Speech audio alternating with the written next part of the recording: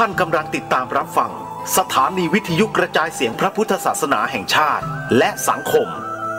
คลื่นเพื่อการศึกษาพระพุทธศาสนาและวัฒนธรรมระบบ FM 104.5 เมกะเฮิรตซ์รายการต่อไปเป็นรายการคดีโลกคดีธรรม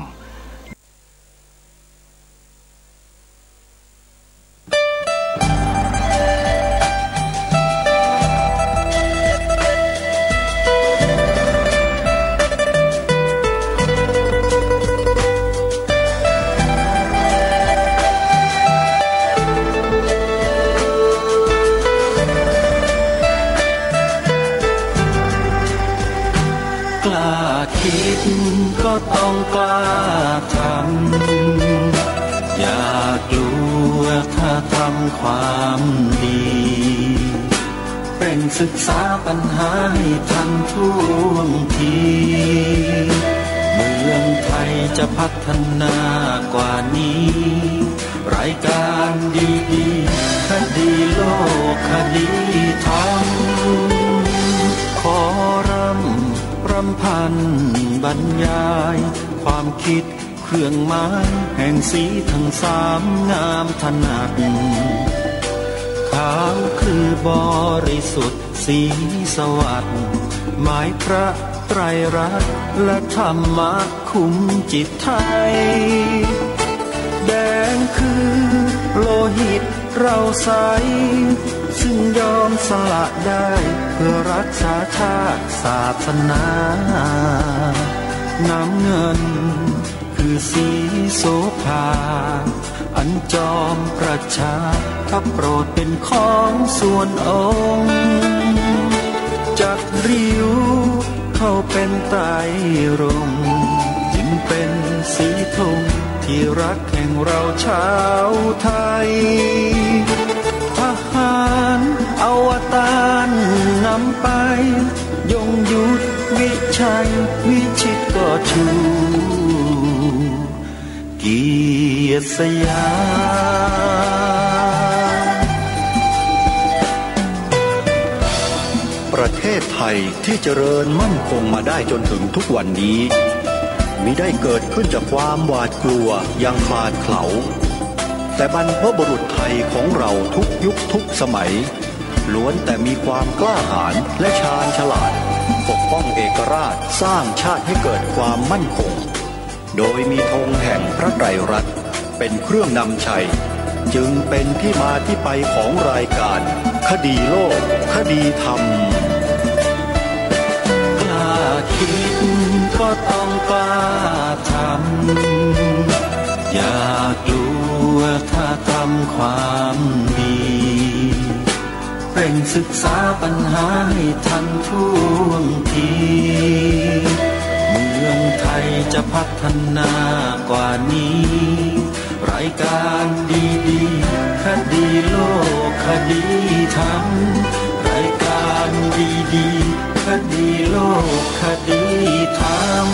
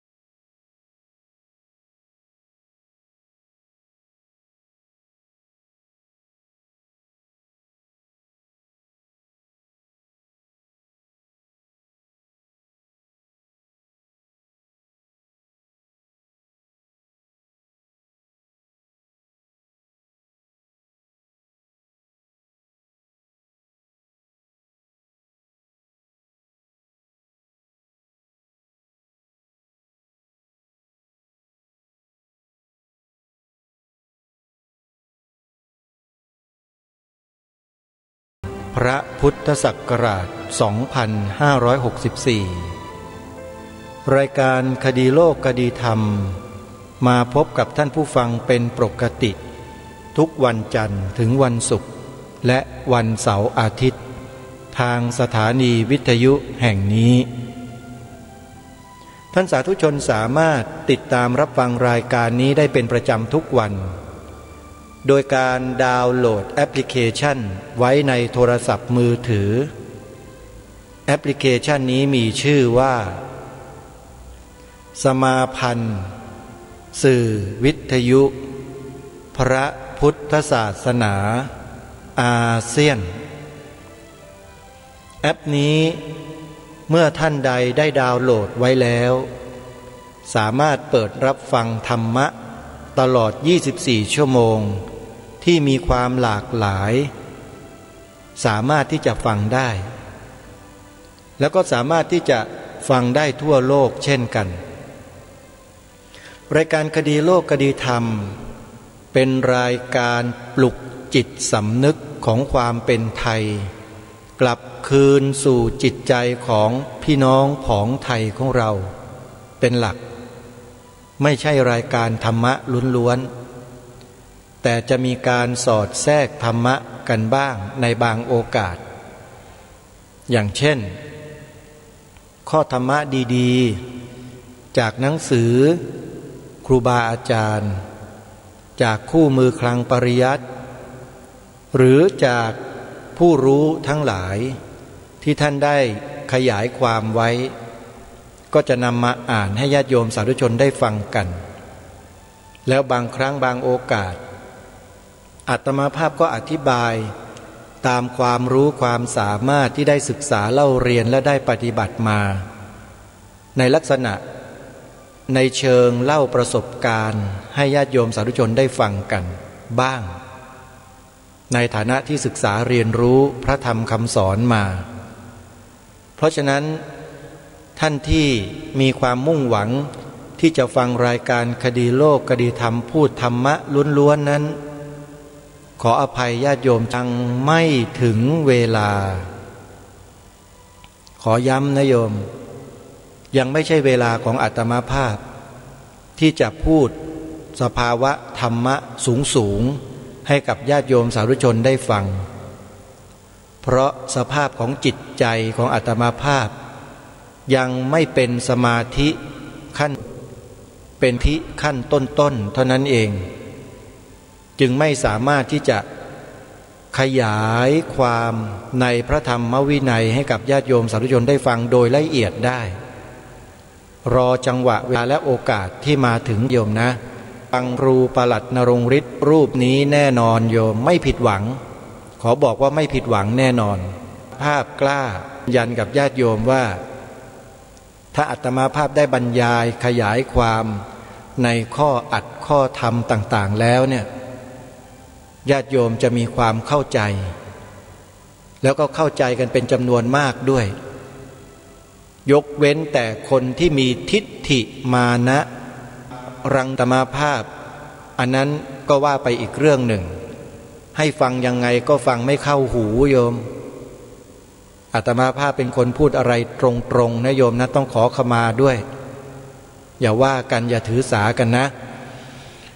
สำหรับรายการในวันนี้โยมขอเริ่มต้นด้วยกิจกรรมที่จะเชิญชวนญาติโยมสาธุชนในตอนต้นรายการให้มีส่วนร่วมกันวันนี้อาตมาภาพจำวัดอยู่ที่สวนป่าสามัคคีธรรมอำเภอจอมพระจังหวัดสุรินทร์เพื่อมาดูแลระบบไฟฟ้าระบบน้ำให้กับตัวอาคารสถานที่แล้วก็จะมาพูดคุยเรื่องงานสร้างโรงครัวให้กับสวนป่าสามัคคีธรรมด้วยนายช่างก็จะเข้ามาแล้วก็จะได้ปรารภถึงแบบถึงวิธีการถึงงบประมาณต่างๆซึ่งศรัทธาสาธุชนญาติโยมทุกท่านสามารถมีส่วนร่วมทำบุญสร้างโรงครัวให้กับสวนป่าสามัคคีธรรมได้นะโยมนะขอเรียนเชิญเจริญพรญาติโยมทุกท่าน ที่ติดตามรับฟังรายการคดีโลกคดีธรรมอยู่ในขณะนี้ถ้าต้องการได้อานิสงส์แห่งโรงทานโรงครัวที่เราสร้างขึ้นมาเพื่อจะเลี้ยงผู้คนที่ผ่านไปผ่านมาแล้วก็จะใช้ในอนาคตข้างหน้าเพื่อเลี้ยงดูโยคาวจรทั้งหลายนักปฏิบัติธรรมทั้งหลายในอนาคตด้วยโยมใครที่จะร่วมบุญสามารถที่จะโอนปัจจัยเข้ามาร่วมบุญได้เลยแล้วก็โทรศัพท์แจ้งเจ้าหน้าที่ของเราสักนิดหนึ่งนะฮะสำหรับหมายเลขโทรศัพท์ที่ญาติโยมจะร่วมบุญสร้างโรงครัวให้สวนป่าสามัคคีธรรมนั้นให้คุณโยมโทรศัพท์ติดต่อไปได้ที่หมายเลขนี้เลย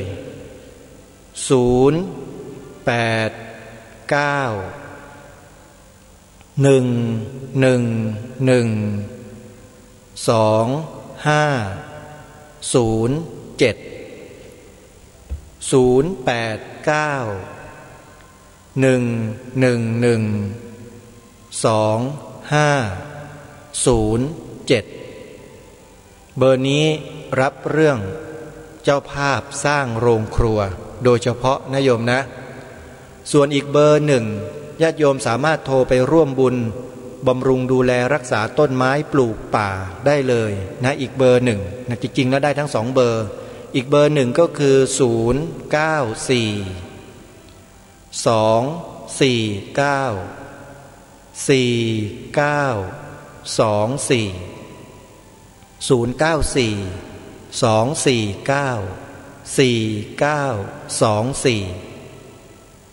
ท่านสามารถโอนปัจจัยเข้ามาร่วมทำบุญได้ด้วยตัวของท่านเองผ่านบัญชีธนาคารไทยพาณิชย์ธนาคารไทยพาณิชย์สาขาท่าพระจันทร์เลขบัญชี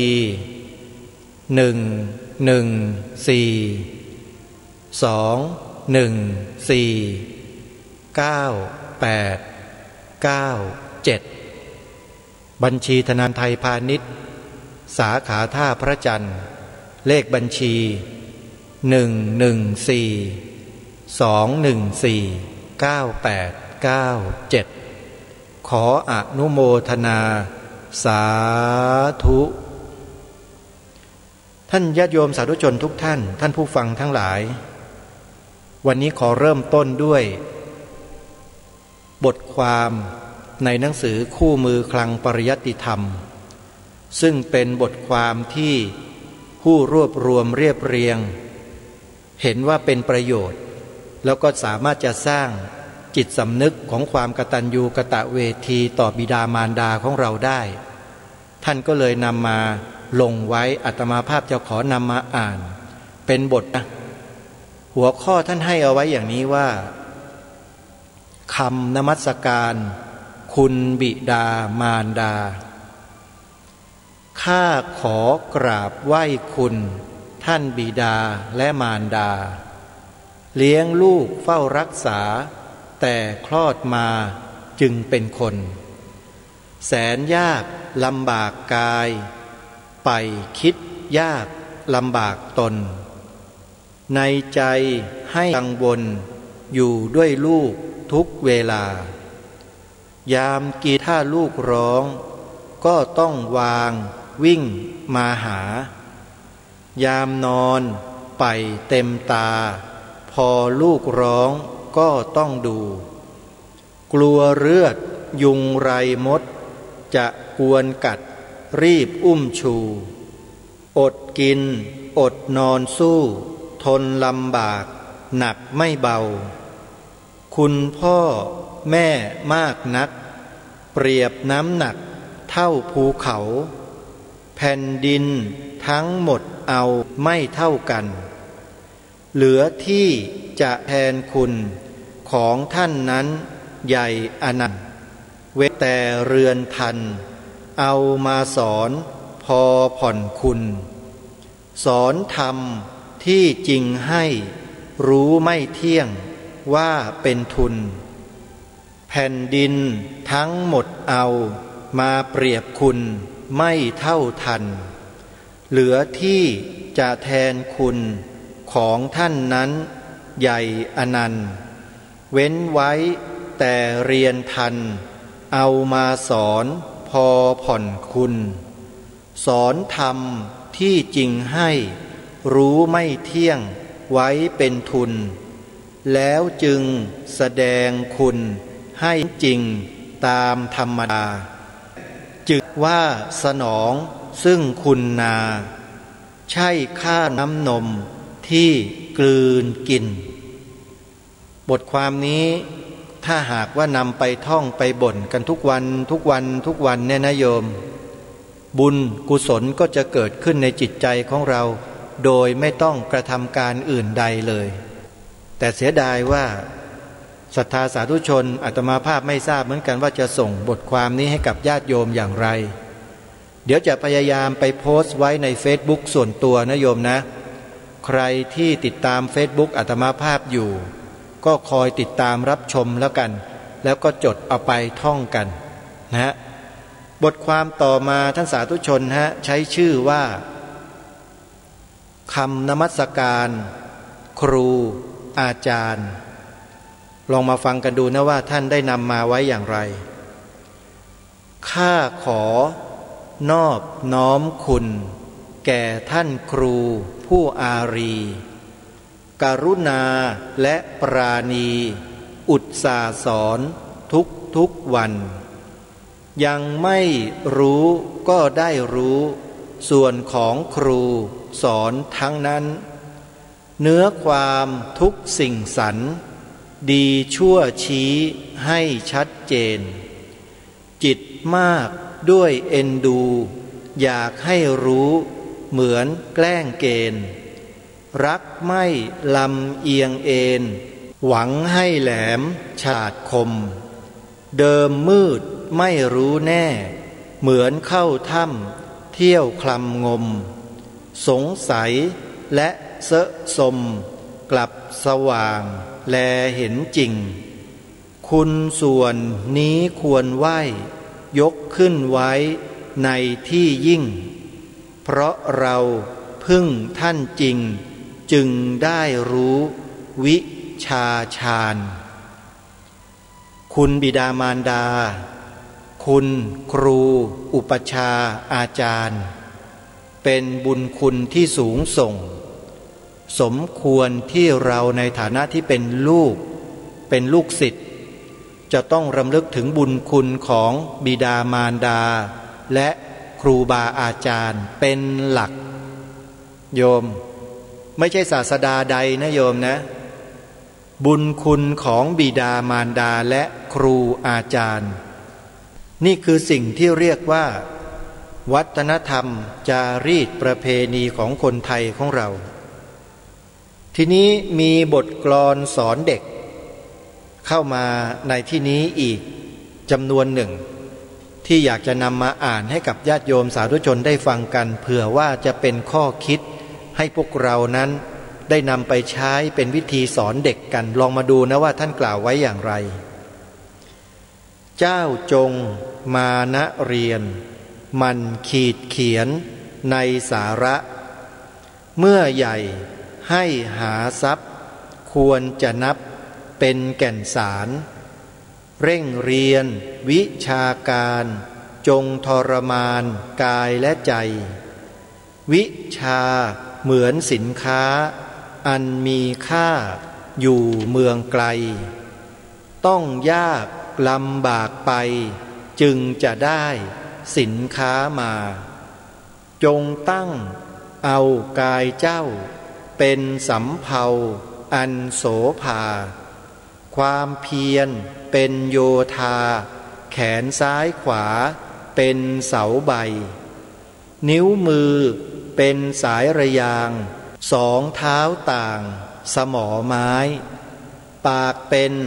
นายงานไปอัจฉาใสเป็นเสบียงสติเป็นหางเสือถือท้ายเรือไว้ให้เที่ยงถือไว้อย่าให้เอียงตัดแล่นเลี่ยงข้ามคงคาปัญญาเป็นกล้องแก้ว ส่องดูแถวแนวหินผา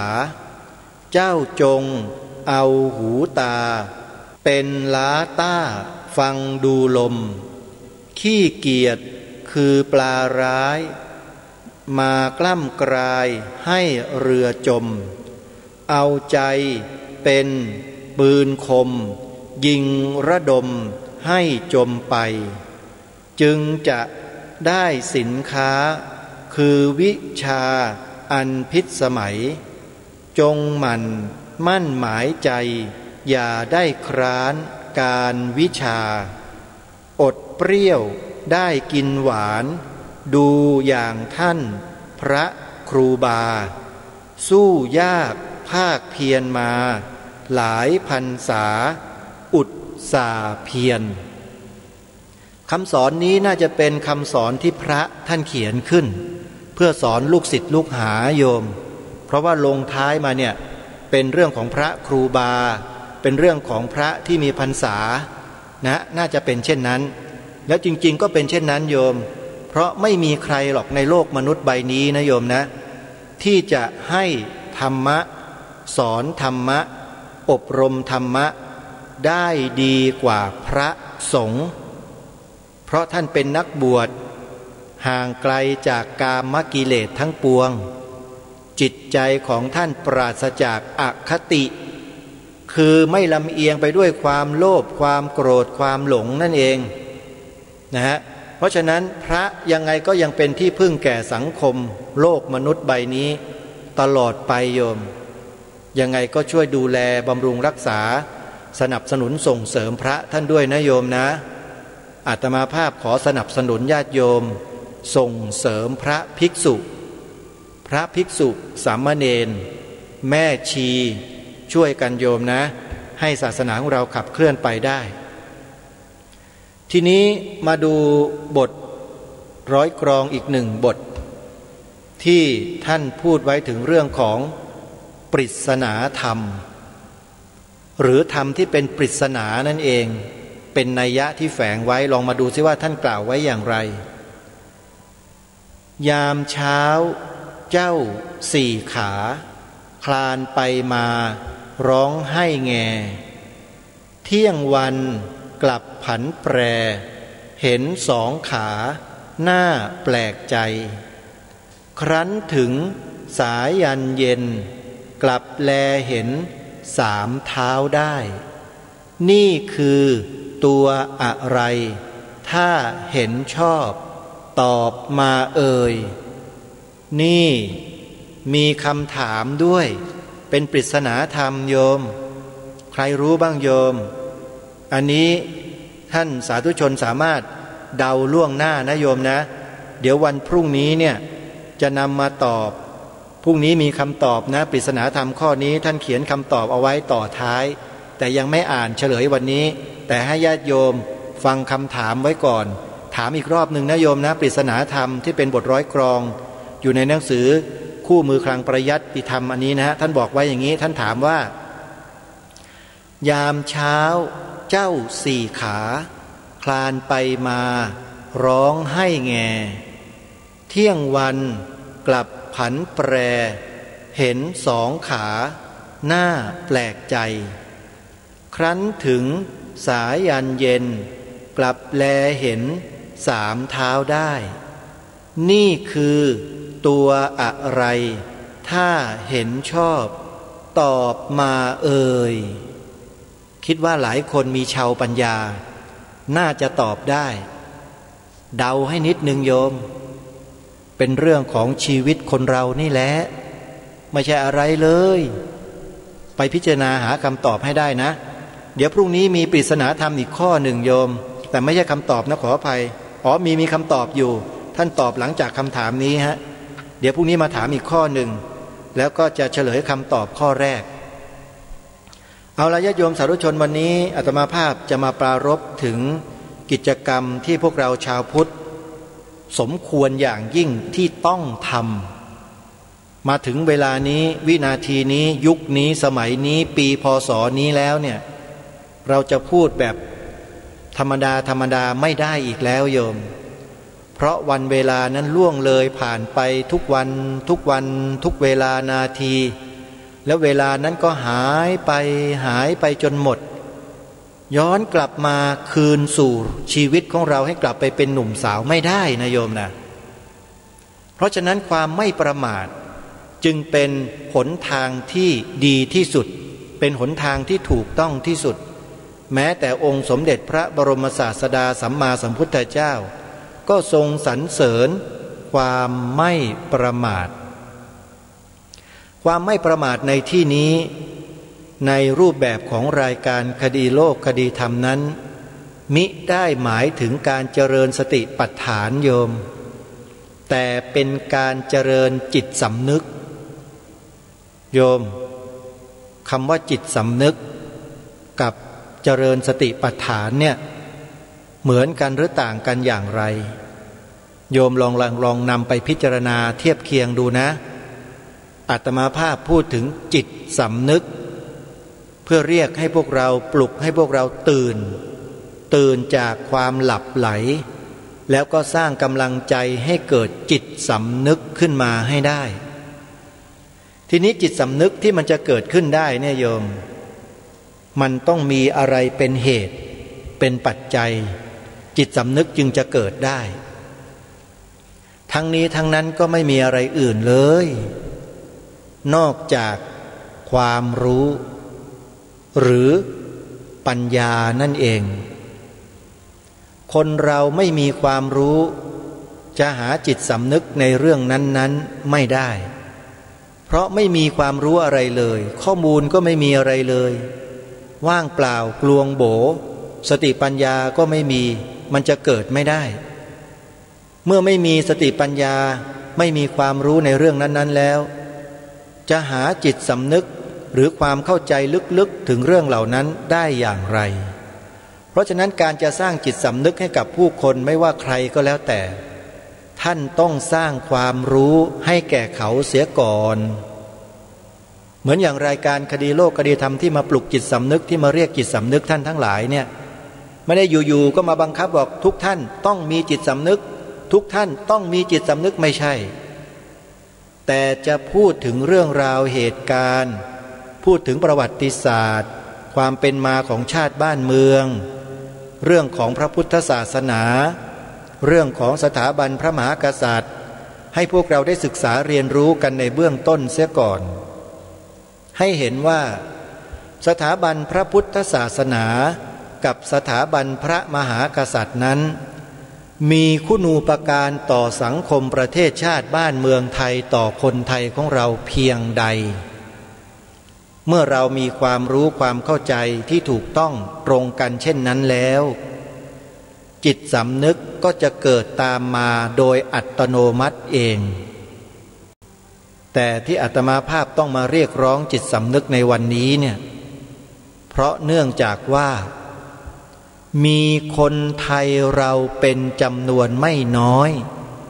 ที่ขาดจิตสำนึกในเรื่องนี้เป็นจริงๆมีจริงๆโยมอาตมาภาพทดสอบแล้วตรวจสอบแล้วทำการวิจัยเล็กๆแล้วปรากฏว่าขาดจิตสำนึกจริงๆนึกไม่ออกพูดง่ายๆพอบอกว่าให้ทำอย่างนี้ให้รณรงค์แบบนี้ให้ช่วยแบบนี้นึกไม่ออกว่าจะทำยังไงทำไปเพื่ออะไรเกิดแต่ข้อสงสัยอย่างเดียวสงสัยอยู่นั่นแหละอกุศลเกาะกินเกาะกลุ่มรุมเร้าจิตใจอยู่ต่อเนื่องนี่เขาเรียกว่าอกุศลจิตใครที่มีความสงสัยในลักษณะเช่นนี้นะฮะไอรายการนี้เนี่ยเปิดฟังกี่ปีก็พูดอยู่เรื่องเดียวเรื่องชาติศาสนาพระมหากษัตริย์เรื่องชาติศาสนาพระมหากษัตริย์กูละเบื่อบางคนก็บ่นขนาดนี้ก็มีโยมขออภัยนะที่ใช้ภาษาพ่อขุนรามฟังชัดดีใช่ไหมโยมบางคนเนี่ยฟังไม่เข้าไม่ถึงแก่นฮะฟังแต่ผิวเผินเปิดมาพอบอกโอ้ยได้ยินแต่พูดอย่างเงี้ยไม่ฟังแล้วมันจะไปรู้เรื่องอะไรจริงไม่จริงโยมคนที่เขาฟังรู้เรื่องเนี่ยเขาเงี่ยหูฟังเขาตั้งใจฟังพอเงี่ยหูฟังพอตั้งใจฟังแล้วครั้งเดียวเท่านั้นแหละ เกิดความรู้ทันทีปัญญาเกิดพอปัญญาเกิดเสร็จอาตมาภาพก็เชิญชวนสิทีนี้ท่านผู้ฟังทั้งหลายสิ่งที่อาตมาภาพนำมาปรารภนำมาเล่ามาบอกให้กับท่านสาธุชนได้ฟังกันอยู่นี้ท่านสาธุชนคิดว่ามันถึงเวลาแล้วหรือยังที่เราจะต้องสร้างจิตสำนึกให้เกิดมั่นคงในใจของเราเพื่อทำรงรักษาไว้ซึ่งสิ่งเหล่านี้คือสถาบันชาติสถาบันพระพุทธศาสนาและสถาบันพระมหากษัตริย์พอญาติโยมได้ยินคำถามนี้แล้วมีพื้นความรู้อยู่แล้วเข้าใจแล้วโยมก็ตอบรับกันในใจทันทีเลยได้เลยพระคุณเจ้าเสร็จแล้วทำยังไงต่อวางแนวทางให้ปฏิบัติ3 ข้อเพราะฉะนั้นคนที่ทำ3 ข้อตามที่อาตมาภาพแนะนำเนี่ยนั่นคือคนที่มีจิตสำนึกแล้วท่านว่าใช่หรือไม่ลองพิจารณาดูให้ดีนะโยมนะเราไม่มีความรู้ถึงเหตุการณ์ที่เกิดขึ้นอันเป็นส่งผลกระทบต่อชาติศาสนาพระมหากษัตริย์เราไม่รู้เลยได้ยินแต่ฝ่ายศัตรูพูดกรอกหูทุกวันว่าดีอย่างนั้นดีอย่างนี้พระเลวอย่างนั้นพระชั่วอย่างนี้ได้ยินอยู่ทุกวันสื่อพวกนั้นน่ะอาตมาภาพให้ฉายาจำได้ไหมว่าสื่ออะไรสื่อแมลงวันมันตอมแต่ของเน่าของเสีย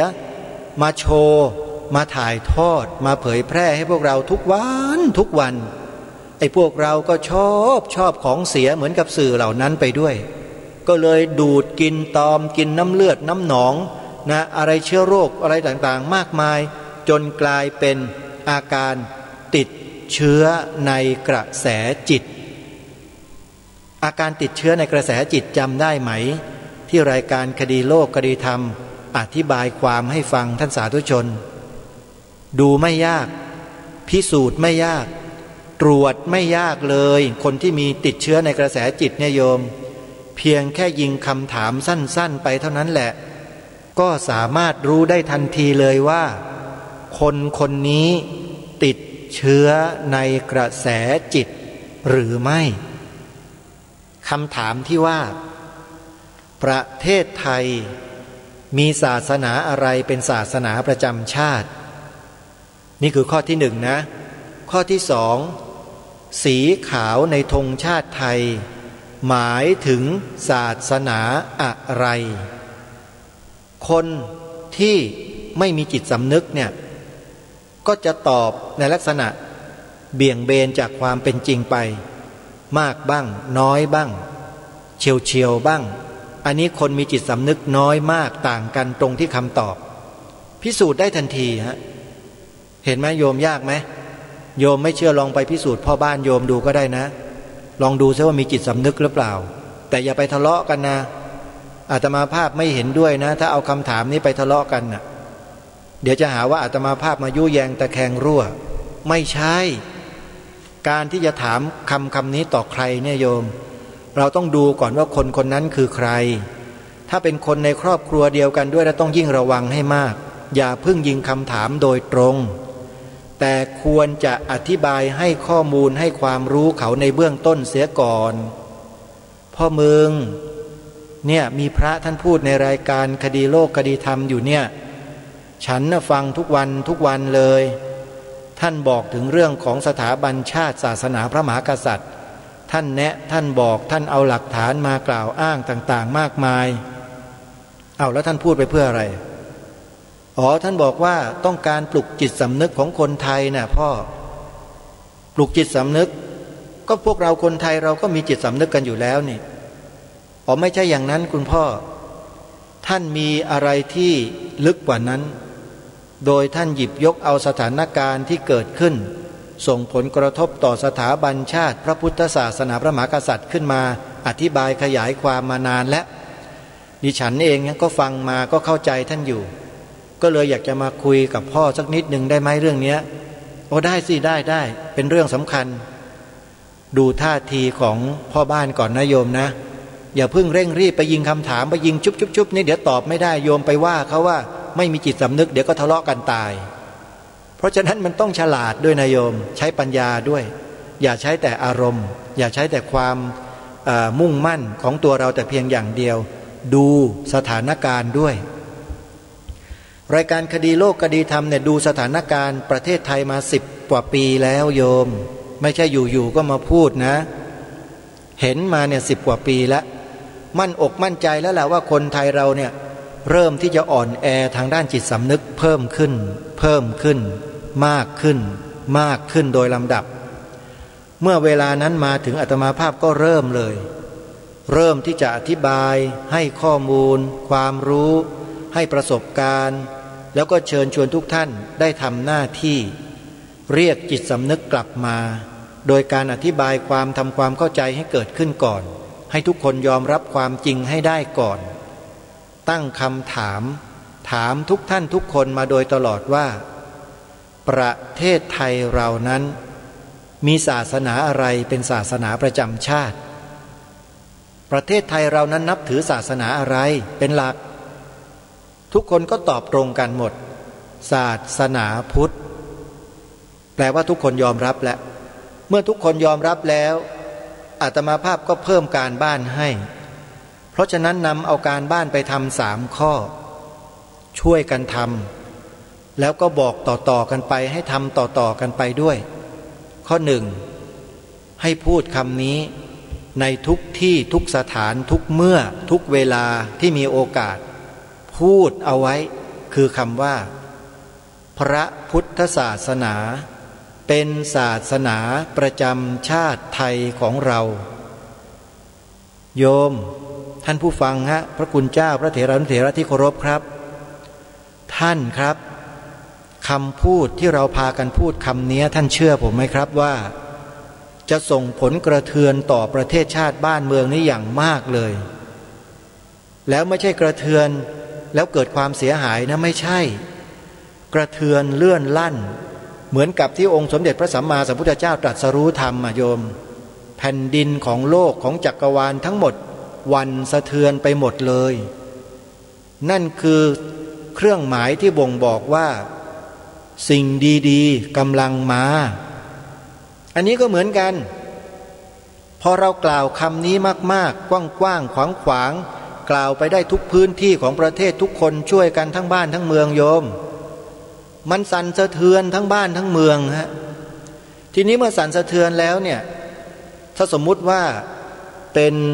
สิ่งมีชีวิตที่เกาะอยู่บนคือคาข้างบนหลังคาเนี่ยนะคือ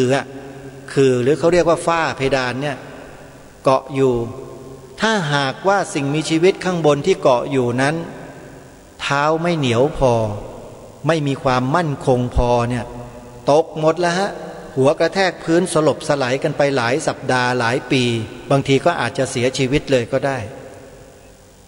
อุปมานี้ฉันใดอุปไมยกับประเทศไทยเราก็ฉันนั้นการที่พวกเรากล่าวคำนี้กันทุกหมู่บ้านตำบลอำเภอจังหวัดทั่วประเทศกล่าวกันให้เป็นล่ำเป็นสันกล่าวทั้งในโรงเรียนทั้งส่วนราชการตำรวจทหารทั้งองค์กรทั้งเอกชนทั้งภาครัฐทั้งคณะสงฆ์พูดคำนี้กล่าวคำนี้กันอย่างกว้างขวางนะฮะสิ่งที่มันจะสั่นสะเทือนแล้วเกิดความเดือดร้อนอย่างรุนแรงในจิตใจมากๆเลยก็คือศัตรูของเราศัตรูมันจะปรากฏจริงๆไม่เชื่อท่านลองทำกันดูสิทักหมู่บ้านหนึ่งก็ได้รณรงค์เลยให้ทุกคนเนี่ยกล่าวคำนี้เป็นคำปฏิญาณเลย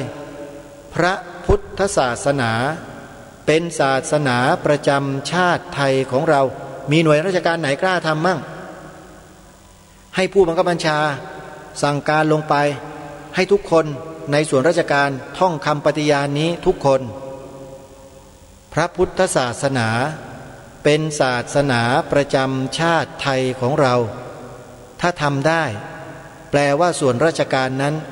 มีความจงรักภักดีอย่างบริสุทธิ์ใจและมากมายมหาศาลแต่ถ้าใครไม่ทำมีความจงรักภักดีแค่ส่วนหนึ่งเท่านั้นเองแต่ยังไม่สมบูรณ์อาตมาภาพไม่ได้ว่าไม่จงรักภักดีนะจงรักภักดีฮะ แต่ไม่สมบูรณ์นะแต่ถ้ากล่าวคำนี้แล้วจะสมบูรณ์ทันทีสมบูรณ์ทุกแง่ทุกมุมทุกอย่างทุกสิ่งสมบูรณ์หมดทำไมจึงบอกว่าสมบูรณ์หมดหนึ่งพระมหากษัตริย์ทรงเป็นพุทธมามกะพระมหากษัตริย์ทรงเป็นพุทธมามกะสีขาวในธงชาติหมายถึงพระพุทธศาสนาประชากรส่วนใหญ่ประชาชนพลเมืองส่วนใหญ่ของประเทศนี้ประเทศไทยเราเนี่ยนับถือพระพุทธศาสนา 95% เยอะไหม 95% โยมไม่ใช่เยอะธรรมดาโคตระเยอะติดอันดับต้นๆของโลกเลยแหละและก็อีกอย่างอื่นมากมายหลายประการฮะที่สามารถจะยืนยันได้อย่างเต็มปากเต็มคำได้ว่าพระพุทธศาสนาเป็นศาสนาประจำชาติไทยของเราทีนี้พวกเราคนไทยที่นับถือศาสนาพุทธทั้งหลายทั้งปวงเนี่ยเรามีจิตสำนึกเพียงพอแล้วหรือยังในการที่จะทำรงรักษาความเป็นเอกราชความเป็นชาติไทยของเราเอาไว้เนี่ยโยมมีเพียงพอไหมที่จะทำอย่างเนี้ยกล่าวคำนี้พูดคำนี้เนี่ยมีเพียงพอหรือไม่ต้องโทษที่ตัวท่านทั้งหลายทั้งปวงแล้วไม่ใช่มาโทษที่รายการเป็นเพียงแค่ผู้เปิดทางชี้ทางให้แล้วก็แนะนำแนะแนวทางให้ปฏิบัติท่านปฏิบัติได้หรือไม่ได้มันขึ้นอยู่กับท่านเองแต่ก็ต้องขออนุโมทนานะที่ท่านยังฟังรายการคดีโลกคดีธรรมอยู่เพราะอาตมาภาพเนี่ยเชื่อว่าสักวันหนึ่งนะโยมนะสักวันหนึ่งผู้ฟังรายการคดีโลกคดีธรรมจะค่อยๆซึมซับเอาข้อคิดแนวคิดวิธีการต่างๆหลักฐานข้อมูลอะไรต่างๆเนี่ยเข้าไปสังเคราะห์วิเคราะห์อยู่ในจิตใจแล้วเห็นแจ้งได้สักวันหนึ่งมีความหวังฮะอาตมาภาพมีความหวังตลอดไม่เคยที่คิดจะทิ้งความหวังหรือถอยหลังเลยยังคงทำหน้าที่เช่นนี้ต่อเนื่องตลอดไปโยมนี่เป็นเพียงแค่ข้อเดียวนะข้อที่หนึ่งที่ขอให้พวกเราได้ช่วยกันเห็นผลเลยฮะแค่เพียงข้อเดียวนี่ก็เห็นผลแล้วเห็นไหมผลสะเทือนเขาเรียกว่าผลสะเทือนไปทุกวงการเลยสั่นคลอนสั่นสะเทือนไปหมดแล้วสิ่งที่ไม่เป็นแก่นสารสาระที่ไม่ใช่ของแท้เนี่ยก็จะหลุดร่วงลงมาให้เราเห็นเป็นที่ปรากฏเราสามารถตรวจสอบสังคมของเราได้ด้วยเห็นไหมเล่าการทำเพียงข้อหนึ่งข้อเดียวเนี่ยเห็นไหมตรวจสอบได้ทันทีนะโยมนะเป็นการประเมินเขาเรียกประเมินสถานการณ์ได้เลยนะเพราะฉะนั้นช่วยกันทำช่วยกันกล่าวช่วยกันพูดช่วยกันปลูกฝังความถูกต้องนี้ให้กับลูกหลานเยาวชนคนไทยของเราด้วยกันเพราะคุณเจ้าเนี่ยสำคัญมากท่านเพียงรูปเดียวแต่ทำให้ญาติโยมเป็นจำนวนหลายร้อยหลายพันเนี่ยสามารถที่จะถือความถูกต้องข้อนี้ให้พร้อมเพรียงกันได้นะท่านแล้วท่านก็สามารถตรวจสอบสาวกลูกศิษย์ลูกหาท่านได้ด้วยว่าใครมันปลอมเข้ามาอย่าลืมนะองค์พระบาทสมเด็จพระมงกุฎเกล้าเจ้าอยู่หัวรัชกาลที่6ตรัสเตือนพวกเราไว้ในบทพระราชพลเทศนาเสือป่าชัดเจนว่าผู้ที่คนอื่นเขาส่งเข้ามาปลอมแปลงเพื่อทำลายพระพุทธศาสนาเราทั้งหลายต้องคอยระวังรู้เท่าไว้จึงจะควรส่งเข้ามาบวชห่มเหลืองก็มีส่งเข้ามานุ่งขาวห่มขาวโกนหัวก็มีส่งเข้ามานุ่งขาวห่มขาวถือศีล8ไม่โกนผมก็มีส่งมาเป็นคฤหัสถ์ญาติโยมอยู่ในตำแหน่งหน้าที่การงานก็มีไม่ได้อยู่ในตำแหน่งหน้าที่การงานก็มีเพราะฉะนั้นวิธีการที่เราจะต้องระมัดระวังรู้เท่าทันไว้นั้นก็คือด้วยวิธีการที่ทางรายการเสนอแนะให้ทำนี่แหละมันตรวจสอบได้เลยรู้เลยแล้วใครถ้านิ่งๆเฉยๆเนี่ยก็ต้องให้ระวังไว้ด้วยนะผมไม่ยุ่งผมไม่เกี่ยวด้วยอะไรด้วยเนี่ยต้องระวังเหมือนกันคนพวกเนี้ยไอ้ที่หลบๆหลีกๆหนีไม่ทำหน้าที่เนี่ย ก็อยู่ในข่ายที่เราต้องระมัดระวังด้วยเพราะวันหนึ่งเนี่ยเขาอาจจะเปลี่ยนอกเปลี่ยนใจเปลี่ยนจิตเปลี่ยนใจกลายไปเป็นอย่างอื่นได้เพราะในสิ่งที่เขาเคารพนับถือที่เขาบอกว่าเขานับถือเขาบูชาเขายังไม่กล้าที่จะยอยกเลยจริงไหม